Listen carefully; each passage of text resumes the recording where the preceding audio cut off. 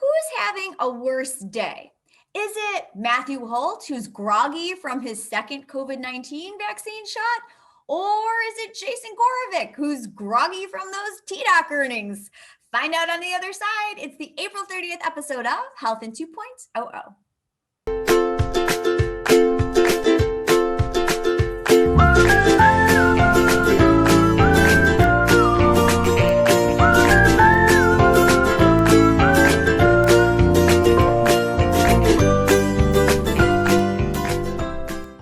I know, Jessica, here I am all groggy and you're telling me I'm half asleep and don't know what I'm doing. And yet what I keep on buying TDOC in the 180s because you tell me to.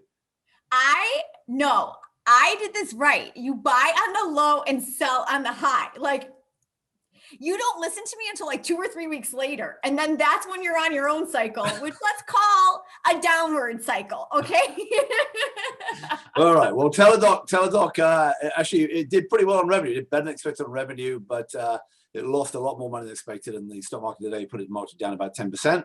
For those people who bought it when it was called Livongo, just after the low, after the IPO, are probably smiling and pretty happy, especially if they sold some of the 290s or wherever you did. So for stock trading tips, we go to you, but for news about health and technology, I guess we go to me. I have a question. Do you think they're talking about maybe changing up Gorovic in there? Do you think they're at that point? Oh, now you're just starting trouble. No, I'm just asking. What do you think? Come on. Because they're going to, that team, that post-merger team is going to continue growing everything. They've got to solidify that acquisition. There's a lot going on there. And then they're going to start. I mean, their stock is still, okay, so it bumped down. The company's still worth $26 billion. There's a lot of stock there to buy a lot more stuff. And, they've got to worry a little bit about Amazon coming in board and what United's up to and the rest of it. But, it's still the big kahuna in digital health, virtual health. And it's still going to do a lot more. You wait. My job is to ask the sexy questions. So I'm asking them. So yeah, get your timer. Speaking of sexy questions, let's do this. All right, here we go. We've got some old news we need to discuss, and we're going to start there. Now. The tiger has pounced again. This time, $133 million into Virta. Oh my God, $2 billion valuation on keto diabetes reversal. What do you think, Matthew? You've never been a fan of this. No. So I'm not a fan of it personally, but when I talked to Sammy Enniken over at Virta, it looks like their acceptance rates, people signing up for it, are pretty damn good. And once people get into that system, it really works. And so, you can say what you like about whether keto is for the masses of Americans, but they're really showing success in diabetes reversal, and it's continuing to pick up. So I think it's going to be a much bigger deal. People think about it. Maybe actually might start cutting into the TDOCs and the others who are doing just diabetes, who are doing diabetes management. But whatever you say, we still have many, many more unmanaged diabetics than either in the sort of more traditional Livongo style thing or in the Virta style thing.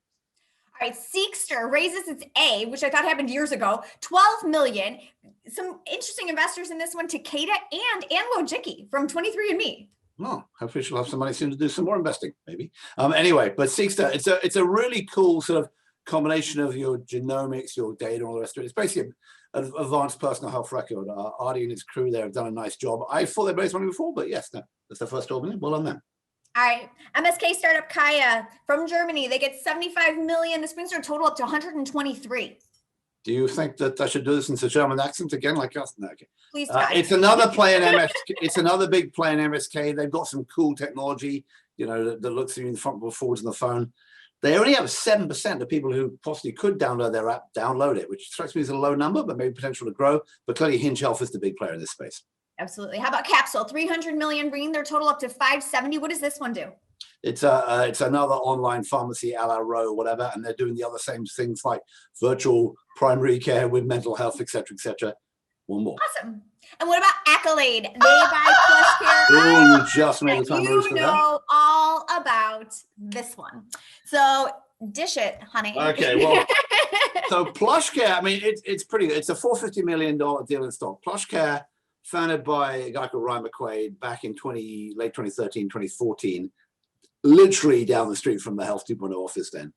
So which these is, days... the measure of success is how close are you? How many times did you hit the... I'm about to tell you a very fun... You'll enjoy this stock trading story I'm about to tell you. All right, go. So what Accolade has bought it for is they're a direct-to-consumer telehealth play, and they did a way where they managed to maintain continuity of the relationship between the doctor and the patient. They did a lot of different stuff, interesting, they were doing pretty well. They raised 33 million total, so 450 million from exit to Accolade is pretty good. Accolade will move it into like another thing. Accolade, remember, bought Second Opinion service. Now they're buying a front door primary care online virtual experience for their employers. So Accolade's broadening out from navigation. They're adding the virtual primary care to the navigation. Everyone else is having the navigation to the virtual primary care. The real sad story about all this is that Ryan McQuaid wanted to launch a Health 2.0 in 2014, and he wrote to me and he said, can I buy a booth? And he said, I haven't got any money, which is the state of play back then. And I said, well, can you give me an IOU? And he said, no, my board says I have too many IOUs out already. I can't do an IOU because it looks bad when we're trying to raise our seed round. He said, but can I put you on the note? Can I basically pretend that you invested $5,000 in the company or whatever it was? I checked my emails, went back when this deal happened. I did not reply to his email. So JL Neptune calculated out, he made an estimate of how much that lack of, he thinks that's about a $70,000 to $80,000 mistake. That's not what my $5,000 might be worth now. So let's bring this full circle. So the stocks that you actually go on the stock exchange to buy end up going down. The stocks where people offer, take part of my company in exchange for services as payment. You don't follow up on those. Say no to those, and they end up going up.